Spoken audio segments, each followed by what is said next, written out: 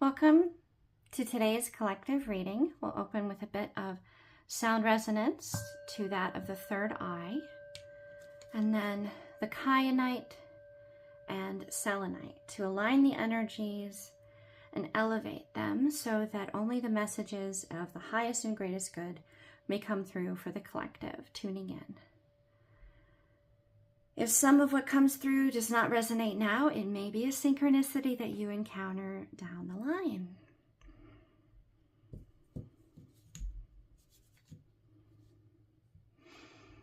All right.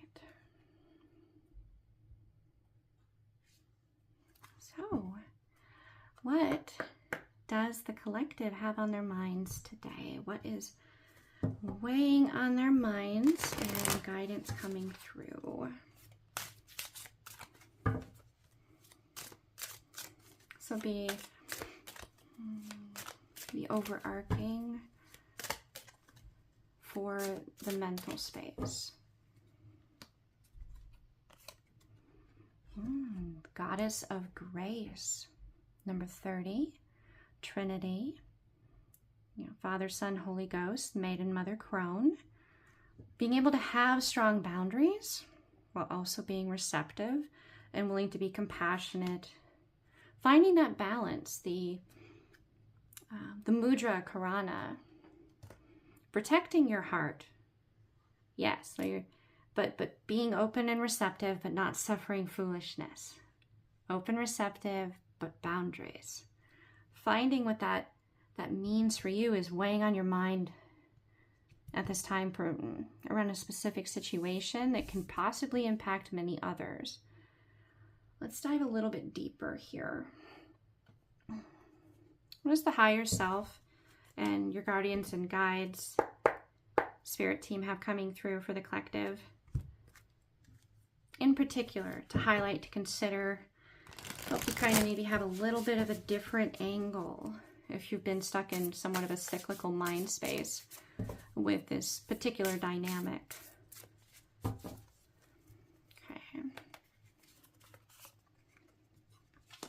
Oh, Emperor energy. Okay. Seven of Swords and Two of Swords. This has to do around truth. Truth, storytelling, telling not necessarily the lie from the truth, but what is the story that you tell yourself, and how are you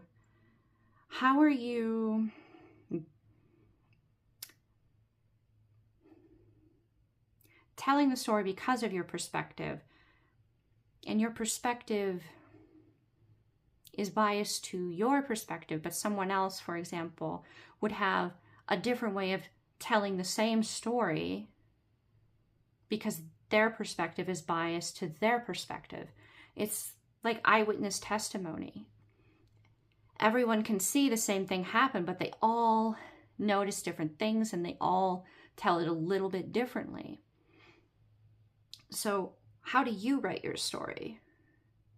And where could there possibly be some self-illusion, some elaboration, some exaggeration to add that little extra pizzazz to the story for the punchline, or how a certain aspect of it stood out to you because it triggered a wound within you, so you hyper-focused there.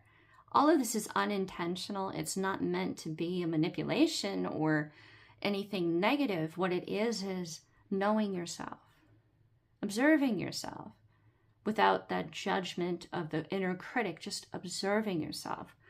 To actively do this from a balanced Emperor energy,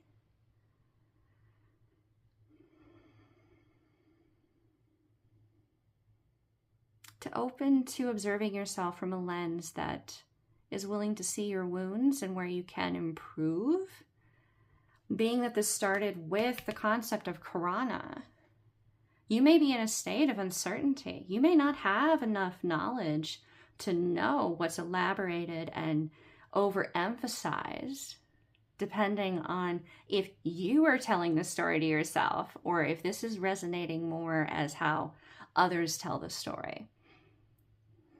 You may have your own narrative, but the way that they put the narrative. You're having to kind of compare the two and decide, what am I receptive to and where do I need to draw the boundary?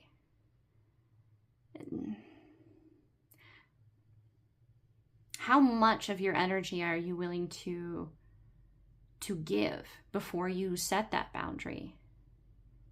Because you're in this state of uncertainty, and that can be draining. That can be draining, being at this crossroads, seeing the reflection, seeing the truth as you perceive it, being aware of the different facets of you. It takes energy to observe, to be still, to go within. It takes a lot of energy to be stationary, to be silent, to not move. There could be so much energy with this balanced Emperor. This Emperor energy is all about assertively moving in the direction you choose to go. It's about being capable of fully galvanizing all of you to go in one direction. And yet this Emperor is observing the stories, the narratives, and not moving. It's taking a lot of strength to actively, assertively choose to be still and go within.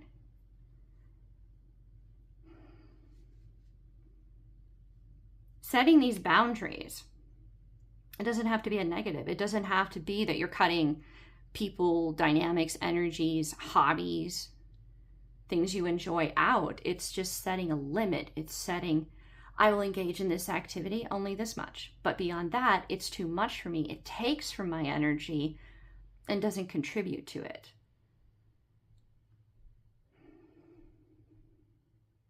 Finding that line, opening to, it's interesting in the receptive that it's encouraging you to be receptive to being assertively choosing to go within.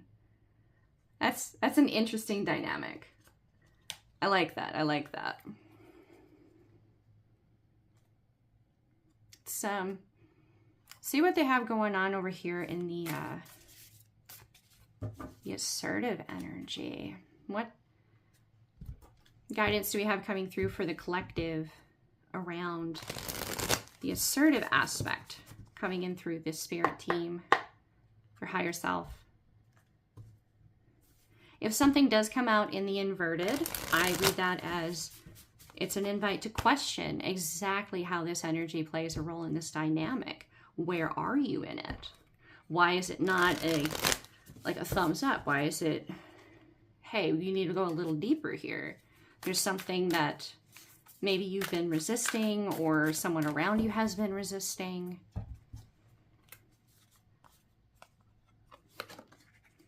Okay, so we have the Eight of Wands and the upright. Okay, that person is like moving at light speed. Eight of Wands typically represents communication. Seven of Spheres. The watching of the harvest. Protecting it, guarding it. It's time. The earth may be breaking or appearing to be breaking down around you. Like a catastrophe is just around the corner. But the harvest here is still present. The tree is still good. The ground is still together. But there is an individual here who's like just barely holding it together. They're holding on. And then we have the High Priestess in reverse. This is number 2 in the Major Arcana. What are you receptively manifesting that you're like in the state of uncertainty? Interesting. You're in the state of uncertainty. Which makes sense because you're trying to discern what's truth from false, what's exaggerated, what's not. How do I be comfortable in this space of uncertainty and assert the boundaries, finding that boundary to protect my energy, yet not alienate or remove positive aspects from my life. So while you're moving into this and finding your line and actively choosing to be in this state, and it is very, very draining to do this process, but once you have that answer, once you know, then this priestess will turn upright. This high priestess will turn upright, because you won't be questioning what is or what isn't, what the boundary is for you with this dynamic or that dynamic. You'll know. This is like a waiting to decide exactly what you want to create. The high priestess is also a card of soul contract. This could involve other individuals that are behaving in this manner that you're having to set these boundaries with. And how you do that allows you to have them mirror back to you a more healthy state of being as well. Allows them to have more informed and healthy boundaries as well. So keep that in mind with how it relates to this rapid movement forward. Light speed. This assertive energy coming in from your higher self and your spirit team is almost breaking the laws of physics to get to this situation, to communicate this knowledge, this wisdom, to support you in knowing where these boundaries are, yes, but also in how to hold them, to retain them, to not allow them to be negotiated by others, not allowing yourself to be manipulated. To go within has been something that's come through twice so far in this reading.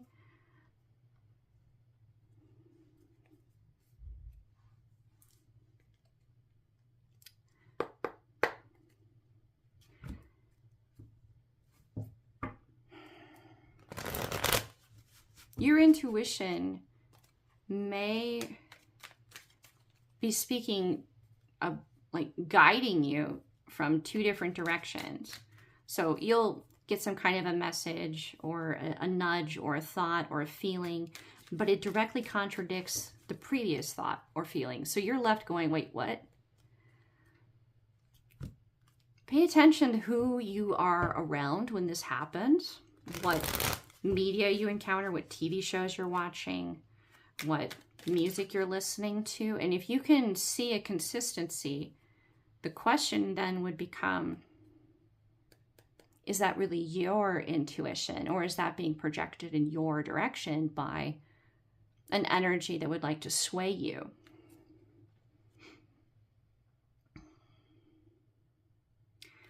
And that may be where the line is needing to be highlighted for you. This is my own intuition, my own relationship with me, my own truth, versus what feels like mine, but is actually coming from outside of me. Through the music and movies, like if you're watching YouTube and it has the automatic suggestions, right? Some of these things, they don't seem to be related at all.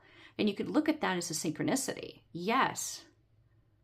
But does that necessarily mean that that's something you actually want to watch or should watch? Because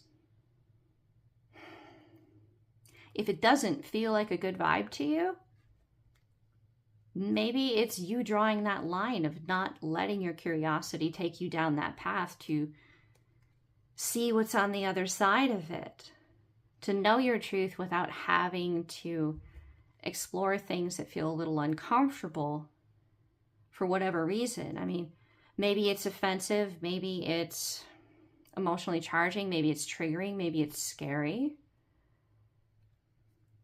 Whatever it may be, if it makes you feel negative in any way, why give to it? So this is the invitation here to draw that line and not give to it, to show that you have set that boundary with yourself, to not have that be so permeable that you can set a firm line there. And then it can cascade, and you could begin to have those very things occur in other areas of your life as you exercise that muscle. Yeah. So we have the Ace of Wands inverted. So there's a bit of a synchronicity here with, it's an intuition thing. It's Noticing the finer notes and the details, the subtleties.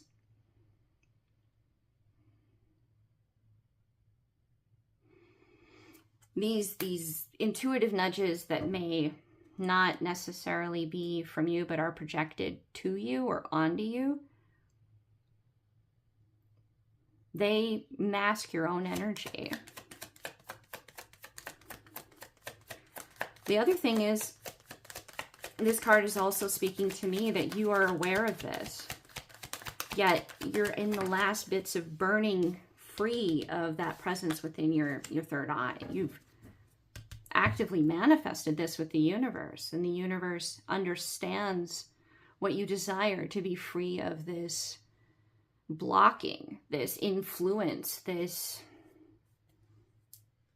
imposed struggle to be able to tell the difference with the subtleties. It's like, I believe it was some of the people who had COVID, when they were, after they recovered, their sense of taste or smell was muted. So you're kind of coming out of something that had your third eye blocked, or it was definitely heavily being manipulated by projections. And that could be your own inner critic and your own self-talk. It doesn't necessarily have to be like an ultimate villain or a group of villains. It could just be your own wounds from your childhood and your teenage years that are affecting how you view everything, because we all see the world through different filters. Becoming aware of those filters allows us to see reality as it is and as we choose to see it. We can choose which filters we challenge and remove. So you're burning this, cleansing it. This is the phoenix fire present in the third eye. You are cleansing that, and the universe is helping to assist you to do this in a way that allows you to feel empowered instead of feel like it's happening to you against your will, or because the divine could just step in and bam, you're like fully in your power. You have nothing influencing your intuition, and you're left with a whole lot of ability, and you didn't get to get used to like the water. The divine is going to let you acclimate, because then you can own it. You're not going to have an immediate fight or flight fear response. You dip your toe in the water. If it's too cold, you take your toe back out. Then you put it back in for a little bit longer, and then you take it back out. And maybe you put your foot in, and you progressively do this. So the universe is working with you and supporting you in this process.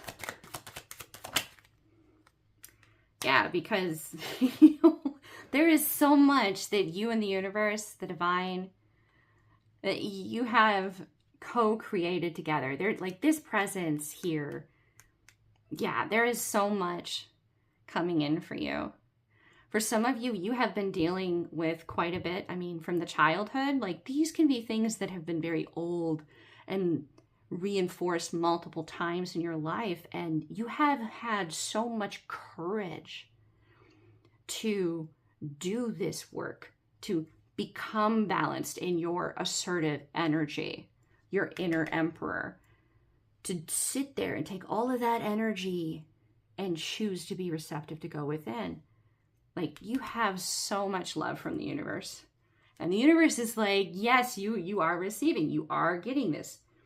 And there's going to be some surprises in this, things that you don't necessarily see coming. And that allows the divine to affirm for you in a way that you can't logically disregard, that you are loved, that you are in co-creation with the divine, that you do have a very personal connection to that divinity within you. If you are manifesting and you're like manifesting down to every little detail, you don't leave the divine much space to work with, and you may find that you end up manifesting something that you wanted on paper, but in reality is a very different experience.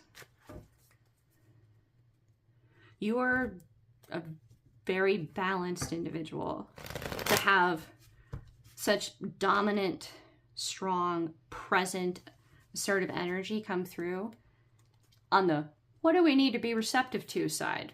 You are definitely a balanced soul. You do not shy from your shadow.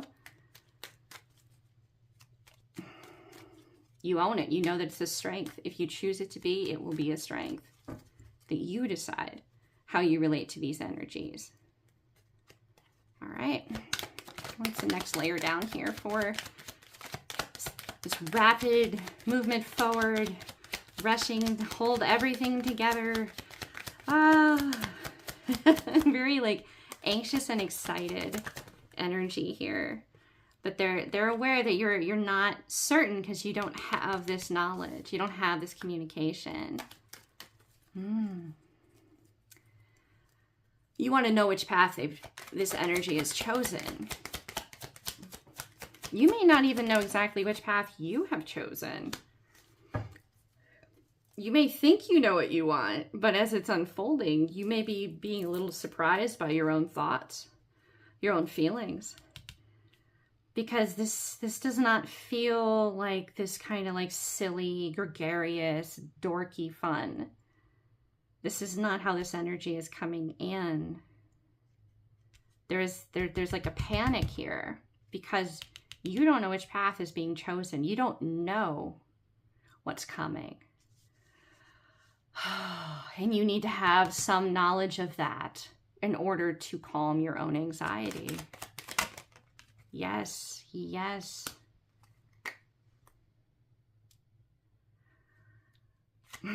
What I got from that is the divine is like, you don't need to know it's coming. You don't need to have anxiety. You need to set yourself free from that anxiety. Now, I don't know about you guys, but that is a look. What I've gotten from this, and you know, you can go back, you can look at what I said, you can re-listen to it. Some of the people tuning in here, they have been dealing with traumatization, re-traumatized, re-traumatized, re-traumatized, and you have done this work. And to ask you to not have any anxiety when you don't have any knowledge of what's coming, for sure, and it's not feeling fun because you don't have that sense of, I know that I will be happy. I'm not just getting the message that I'll be happy. Like, I need to know it is going to make me happy for me to be able to do this. Now, whatever you're manifesting, maybe you don't want to let it go of some things. Maybe they're the core thing of what you're manifesting.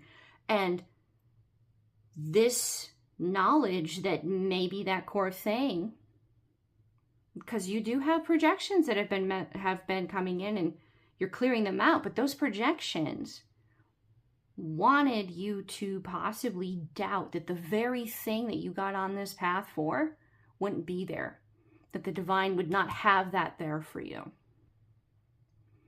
that the divine would present you option like door 2. And there's a lot of happiness, but you got on the path for door 1. So that anxiety, because, I mean, you have the goddess of grace. This screams an individual that has so much compassion and empathy that they don't have boundaries, or they haven't had boundaries to the point that they were utterly drained all the time. When you start a journey like this and you are that kind of an individual, and it's like there's a specific thing that you started it for. You let the divine play with a lot of other things, but that one thing, you were like, this is the core pillar of it. This is the main support beam of my house, of my 4 of Wands, of my home, of my happiness. And this manipulative energy, this projection, these doubts that were affecting your third eye, the intuition that was pretending or cloaking as though it was your own intuition, but really it had an agenda. That agenda presented one of many different timelines. Every decision that we make can be any timeline. It presented the side where things did not go where your core support beam of your home was present. It was to be replaced by something else. Some project, situation, relationship, dynamic, something else. Not what you signed on for, not what you started this for, okay?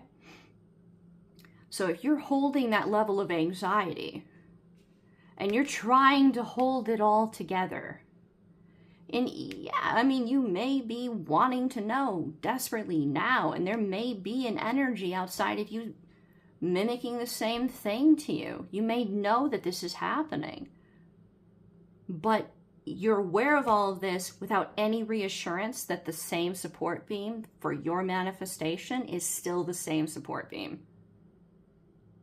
The same foundational cornerstone, keystone, that it's still the same one, that it's not being swapped out for something else that others think for some reason is better, but it's not their judgment that matters. It is your manifestation. Your judgment is what matters.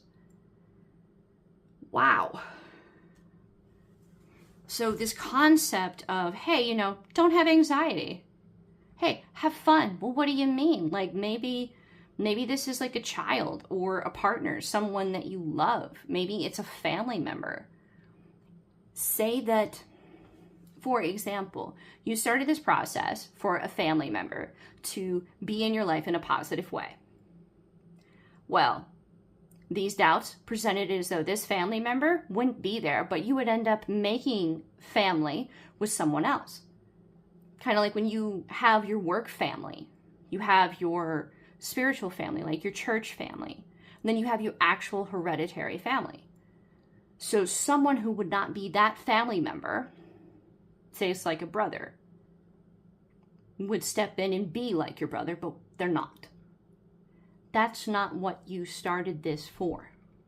You got involved with this because you loved your family member, and it was understood that this would provide the environment within you for this to be mirrored back to you. Maybe it's a thing of like, maybe they're addicted to drugs, or maybe they're addicted to gambling. It could be any number of toxic habits, but this is just an example. This is just an example. There is a very fine line where you can be impacting the free will of another, and that is going to bring in negative karma.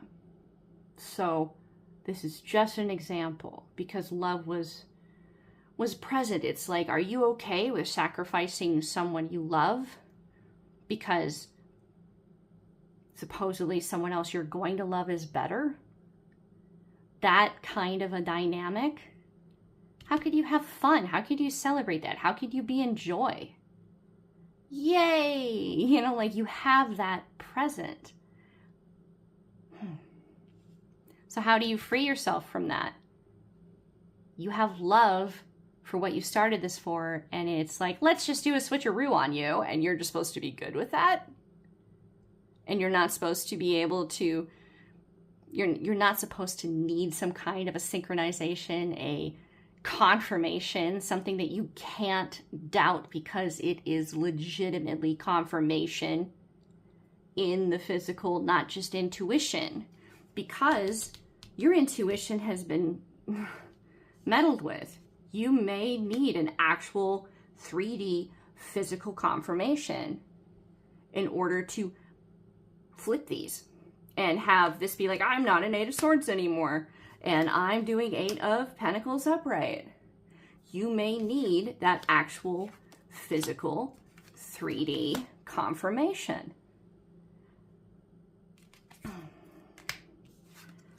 And some, you know, I'm hearing like, well, you know, that's where a leap of faith comes in. You've made so many leaps of faith on this path. Maybe you're more of the perspective that now's maybe the time that you finally get to receive instead of you just constantly choosing to play the fool. Maybe now it's time for you to receive. Ooh, I'm getting like some in the collective are definitely miffy about this. And honestly, I don't blame you. That perspective is pretty intense. So we're going to close with just some conversational aspects to it here. That was definitely a channeled message for you guys, as well as some guidance, some synchronicities possibly present within that for you guys. Definitely, you know, take what resonates, leave what does not. If it's not for you, it's for someone else, and that's okay. If anything in this is not meant to, if it's triggering you, it may be triggering you to heal because it is triggering you. But it may just not necessarily be for you. Some parts of it maybe, yes, but not necessarily all of it. And that's okay. That's okay. Okay. All right. Sunny, cheerful personality, King of Cups. All right. So this is saying kind of like that being uncomfortable, like that peace with being uncertain. Yeah, you know, be patient with yourself here. Well, this comes in. Well, this 3D confirmation allows you to be in a more playful, to free yourself from this Eight of Swords here, because you do have the 3D confirmation of what path is being co-created. You have the Queen of Pentacles. Queen of Pentacles is like the last queen to really be collected for the Empress energy. Physical abundance doesn't necessarily mean you're like rolling in billions of dollars, but you are financially independent, self-reliant,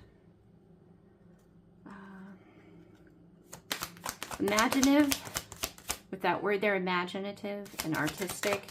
You may be a singer, songwriter, novelist, painter, dancer.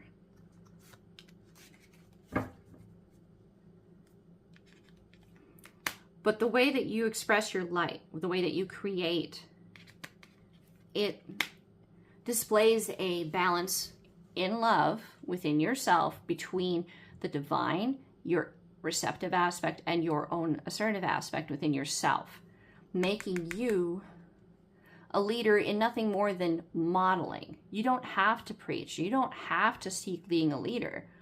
The way you lead your life, the choices you make, the way you move, how you communicate inspires others, because you don't necessarily just say things, you actually do them. And with the marriage line, that's because you're in union within self. Yes, it can definitely be a thing where there's going to be some kind of romantic aspect to this. And that's always present in every reading, because there is a balance of receptive and assertive energy, always present.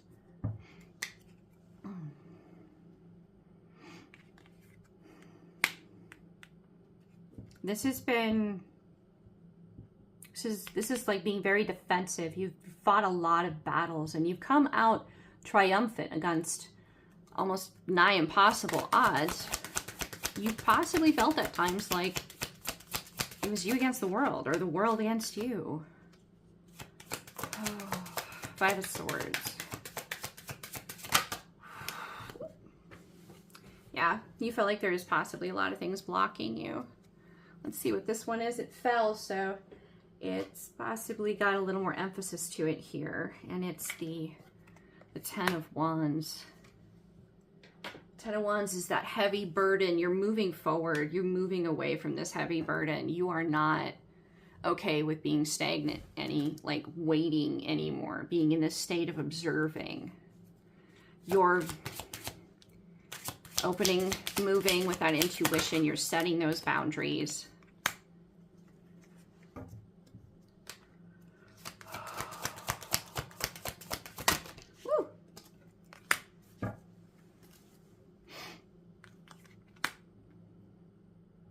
You may feel a little bit sensitive here, worn out, tired, exhausted. You have a little bit of the Nine of Wands energy with this, with the PTSD aspect to it. There's a lot of creativity that comes from struggle and pain and adversity. There's a lot of strength. The whole making the diamond from the coal. The Six of Pentacles is equal give and take.